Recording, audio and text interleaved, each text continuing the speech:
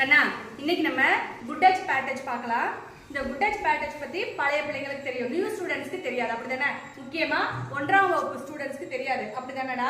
சரியா? 1ஆம் வகுப்பு நல்லா கவனிச்சுக்கோ. பேட் டச்னா ஃபர்ஸ்ட் என்னன்னு நீ தெரிஞ்சுக்கோ. இங்க பாரு, ஆண்கள் இருக்காங்கல்ல, ஜென்ஸ், அவங்கள வந்து இங்க இந்த உதட்டு பகுதியை தொட விடக்கூடாது, இப்படி தொட விடக்கூடாது. சரியா?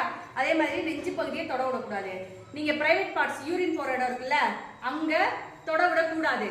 அதுக்கப்புறம் பின்னாடி பின்பக்கம் இருக்குல்ல, இதை இப்படி யாரையும் தொட விடக்கூடாது. இது எல்லாமே பேர்ட் டச். இது எல்லாமே பேர்ட் டச். சரியா? அதே மாதிரி கட்டி பிடிக்கிறது இந்த மாதிரிலாம் எதுவும் பண்ணக்கூடாது. ஃபர்ஸ்ட் நீ வந்து சின்ன பிள்ளைங்கனால பேர்ட் டச்சை தெரிஞ்சுக்கோ. சரியா? இந்த பக்கம் தொட்டா தப்பு தானடா, யாரையும் தொட விடக்கூடாது. ஆனா இப்ப நான் நிறைய விஷயங்கள் பாக்குறேன். எப்படின்னா, பசங்களை கூட சும்மா லேசா தொட்டா கூட கையேறா மேம்கிட்ட சொல்லி கொடுத்துறேன்னு சொல்றேன். நல்லா அவேர்னஸா இருக்கீங்க, இது ரொம்ப நல்ல பழக்கம். அதே மாதிரி பசங்க எப்படின்னா, பொண்ணுங்க சைடே போக மாட்டேங்கிறீங்க, ஓரமா தான் இருக்கிறீங்க, யாருமே மேல கூட கை வைக்க மாட்டேங்கிறீங்க. இது ரொம்ப நல்ல பழக்கம்.